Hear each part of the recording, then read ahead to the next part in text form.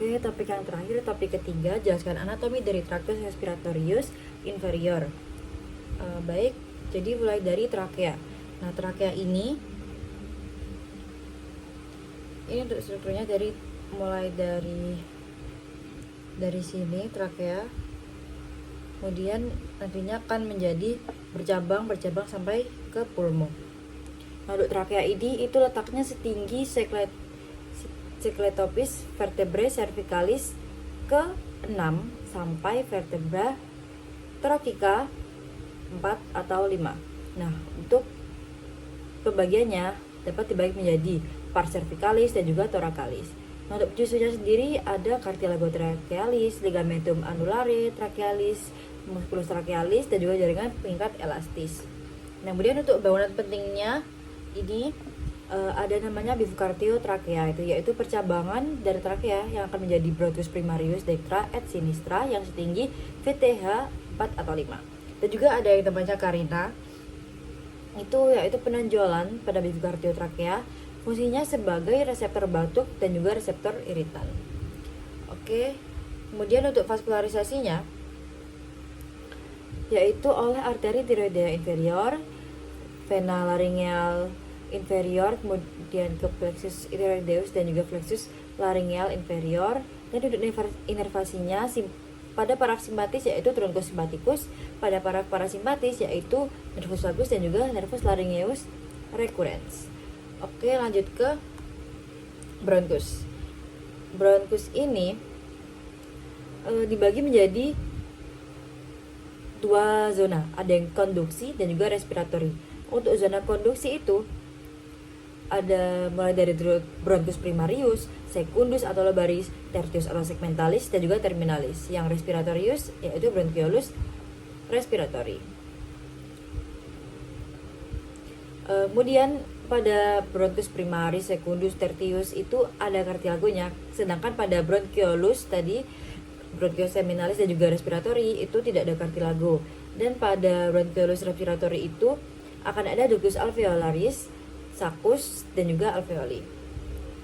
Oke, jadi untuk bronchus primarius itu dimulai dari bifurcatio trachea sampai hilum pulmonalis. Nah, itu jumlahnya sepasang, yaitu pada dextra dan sinistra. Untuk perbedaannya, jadi mulai dari panjangnya itu akan perbedaan bronchus primarius, dextra, dan sinistra itu akan lebih panjang pada yang sinister, yaitu sekitar 5-7 cm. Kemudian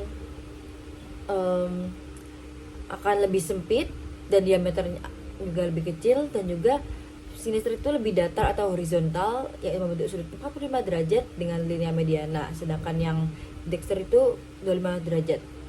Kemudian untuk pada bronchus secundusnya jumlahnya itu pada dexter itu lebih banyak, ada 3 sesuai dengan jumlah lobus pulmo. Kemudian pada saat masuk hilum pulmonis itu setinggi vertebra thoracica 5. Kalau yang sinister itu dari yang 4. Kemudian yang dexter itu penamaannya yaitu bronchus secundus eparterialis dan juga hiperterialis. Nah, kalau yang sinister dua-duanya itu hiperterialis. Kemudian pada bronchus tertius itu jumlahnya itu bergantung pada jumlah segmen paru. Kalau yang dexter itu ada 10 bronki dan sinister ada 8-9 bronki. Kemudian lanjut ke pulmo. Nah, pulmo ini kita harus tahu ada namanya basis, apex, ada 2 facies dan juga 3 margo. Nah, kemudian kita mulai dari pulmo yang dexter. Nah, itu ada 3 lobus. Lobus superius pada SIC 2, lobus medius pada SIC 4, dan inferius pada SIC 6. Yang sinister itu ada 2 lobus, yaitu pada SIC 2 dan juga 6. Oke.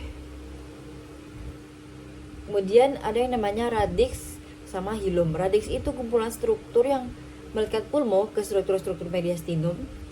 Nah, itu ditutupi oleh pleura parietalis pars mediastinalis yang refleksi menjadi pleura visceralis. Kemudian yang hilum itu tempat struktur-struktur masuk dan keluar seperti bronchus, arteria vena pulmonalis, vasa limpatika, dan juga nervi.